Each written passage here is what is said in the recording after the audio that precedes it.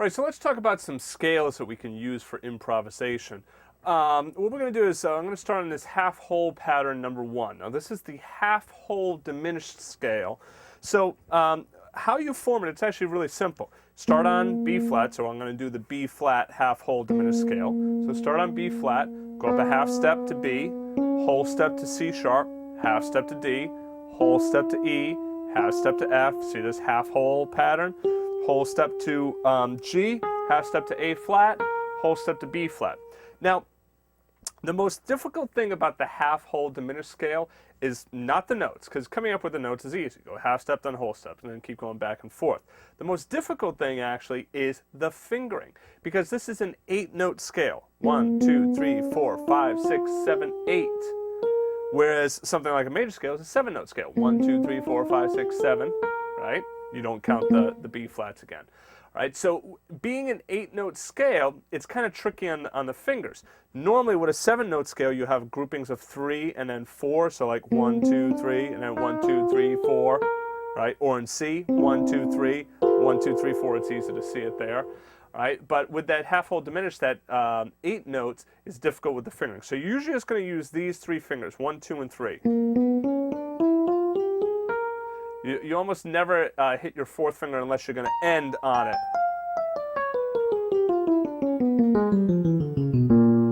Now, you could use your 4th finger on this one. Right? But the thing is, you're going to just have to find a fingering that works well for you. What I will say is, don't do stuff like this. You know, like these weird crosses and whatnot. Try and stay just 1, 2, 3, cross over your thumb. Don't cross over another finger. You know, don't do that kind of stuff.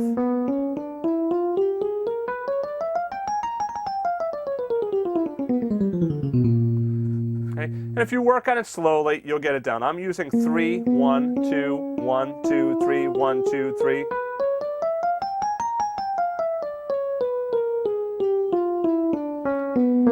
So now,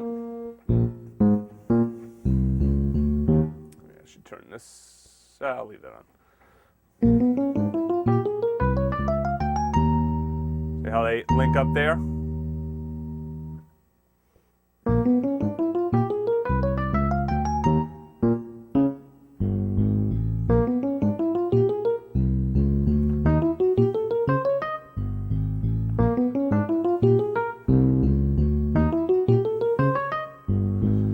All right, so that's the first thing that we're going to do here is just go right up the scale, 1 octave, and then here's the E flat one. It's E flat, E, F sharp, G, A, B flat, C, D flat, E flat. Now one thing I want to mention about that half-whole diminished scale is that there's only 3 of them. So E flat half-whole diminished is the same thing as C half-whole diminished if you start on C. In fact, if you take that diminished chord, it's just like a diminished chord. There's only really 3 different diminished chords. That one, and that one.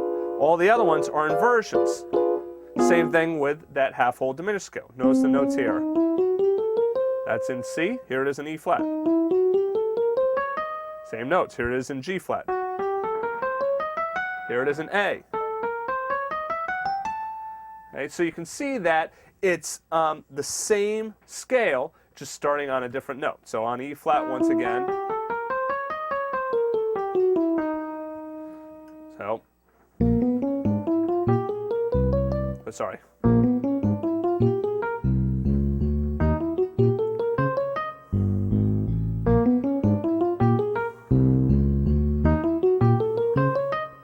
So start with that first. Make sure that you can play that.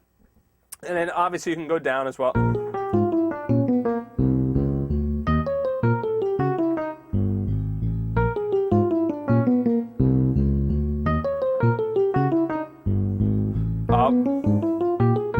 Sorry.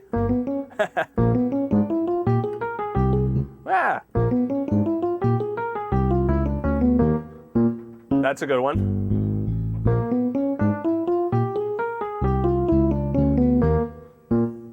So just going up and down. Now if you take a look quickly at that half-whole diminished scale, what do you have? You have the basic dominant 7th chord in there, you have the flat 9 in there, you have the sharp 9 in there, you have the sharp 11 in there, you have the 13 in there. Okay? It's a little bit different than your altered scale. The altered scale does this instead. Has that sharp 5 in there, or flat 13, and it takes out the natural 13. There's your altered scale. There's a half whole diminished scale. You can use both of them. Both of them are fine to use, but in this lesson we're focusing on that half whole diminished. All right, so once again, get it down nice and slow along with that bass line. Sorry.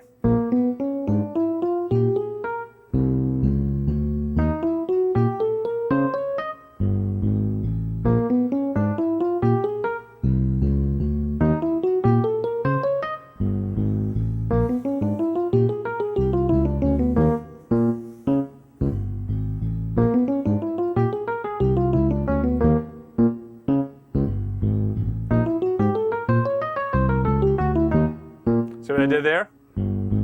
E flat. That takes it out a little bit.